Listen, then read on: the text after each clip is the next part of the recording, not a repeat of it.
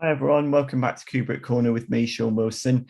So I am conscious on this channel that I do have a tendency to record sort of a lot of reviews that lean more towards the mainstream space. Not that I'm saying there's anything wrong with that, but I'm aware that there is a very, very wide spectrum of fantastic voices from all over the filmmaking universe, in different languages, working in the art house, outside the art house, working in all manner of different genres. And I think in order to be a film journalist and a film reviewer, one of the really pivotal tenets of the role is you have to be prepared to engage with everything, like films in different languages, films in different styles, films about different subject matters. This is absolutely vital for the role. And what that means is that you get exposed to some really quite unexpectedly brilliant movies, some really fabulous stories that sort of kind of blindside you and come out of nowhere, and which very often these movies have more emotional potency than the sort of big budget $200 million Hollywood productions. So one of the said films that I've seen recently is Petite Maman, which is the new movie from Celine Sciamma, who is, let's say, one of the finest directors working in cinema at the moment. She is a real sort of very fiercely feminist, very human director who is able to work with actors and tell very, very sort of grounded but sort of overwhelmingly powerful stories with very, very few bells and whistles. So it's a very, very, very sort of pared back, like realist dramas, thinking like Water Lilies, Girlhood, Portrait of a Lady on Fire, which came out in the UK just prior to the coronavirus pandemic. She is a really fabulous director. She coaxes very fine performances out of her actors. And what she also does, this is a recurring theme in her movies, and this is particularly relevant to Petite Maman, is that she is able to understand the fabric and the texture of childhood and of childhood concerns and what it means to basically graduate from being a child to being an adult.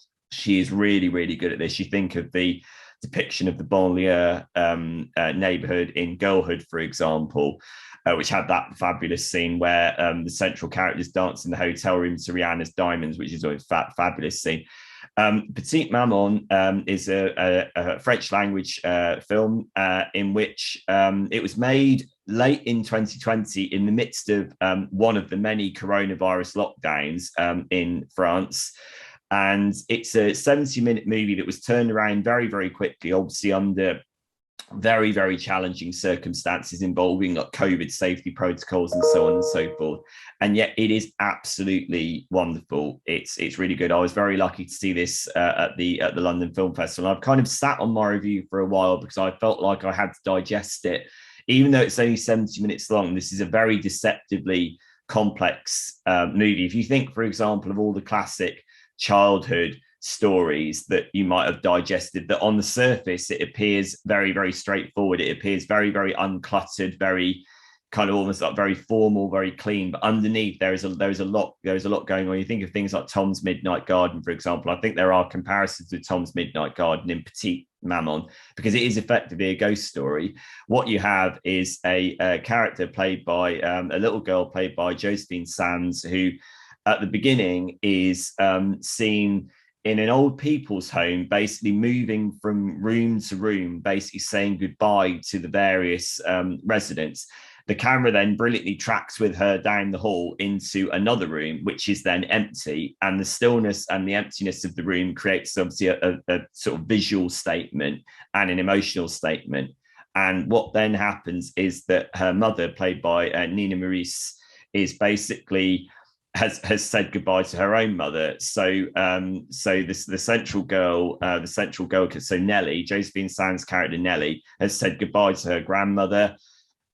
Nellie's mother has said goodbye to her own mother. So there is a sense of generational loss that is immediately redolent in the story and done in a very, very quiet, very, very discreet kind of way. Celine Sciamma does not go into melodrama at all, which I think is one of her great strengths as a filmmaker. What then happens is that Nellie's mother takes her back to Nellie's mother's childhood home, in which the mother and the father are basically cleaning a house. it's quite evident that the mother has got quite a lot of painful memories bound up with the house. The mother herself, she's not entirely closed off, but she's quite brittle. She's quite brittle and quite fragile, and one gets a sense that she has unrealized expectations. She has kind of like bound up anxieties, and Nellie, for her part, is a very very kind of tenacious, very open-minded child, but she can't quite connect with her mother in the way that she perhaps wants to. And I will say in advance that I should have said this at the very start of this review. In order to describe where this film goes, bearing in mind it's only 72 minutes long, this will necessitate spoilers.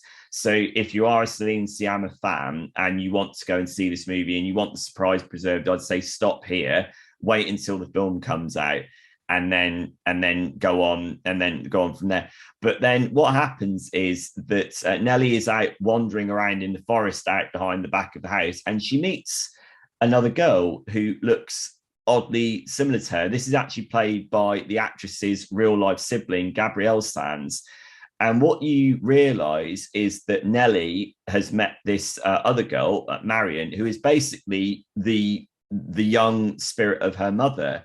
So she's basically meeting her mother as a young child, and it's a magic, realist, fabulous concept that's presented in a very, very down to earth, very casual, very matter of fact way.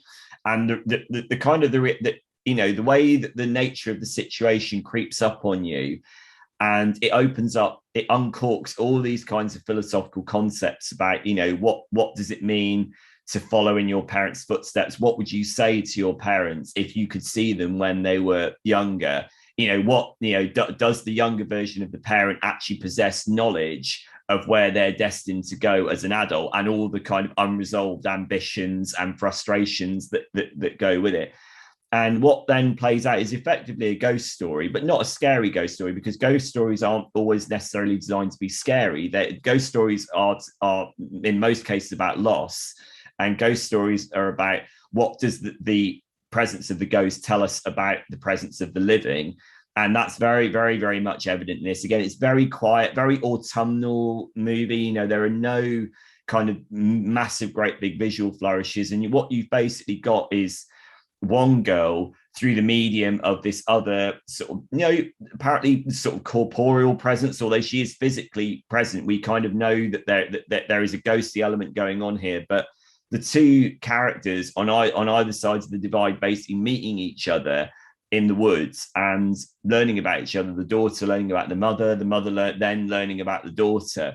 And this then basically provides the sort of the springboard for a very, very gentle story of reconciliation. Again, it's not maudlin, it's not mawkish, it's not contrived in any way whatsoever, but it does really open up for me, the thought of if I could meet my parents when they were that age, what would I say to them? And would my parents in this kind of ghostly youthful form, what would they know about where their lives were destined to go? Again, it's a deceptively complicated movie. It's actually quite hard to articulate. One has to see it.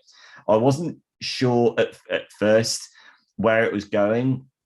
And then when that central conceit, when the magnitude of that central conceit crept up on me, it really knocked me sideways. And the way it earns its emotional payoff without being the least bit mawkish or sentimental, because I don't do sentimentality at all. I like movies that earn their emotions in very dignified, sincere ways, and Celine Sciamma is one of the finest exponents of that.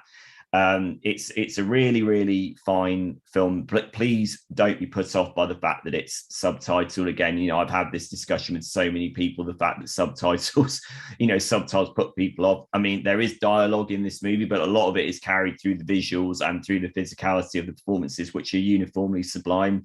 It's out in the UK this November. It's called Petite Maman. It's the new movie from Celine Sciamma, who I can't sing her praises highly enough. She's fabulous, and I really look forward to seeing what she's going to do next. If you have already seen Petite Maman at the London Film Festival, or you're planning to see it, please do drop me a comment here at Kubrick Corner, and I will see you soon. Bye.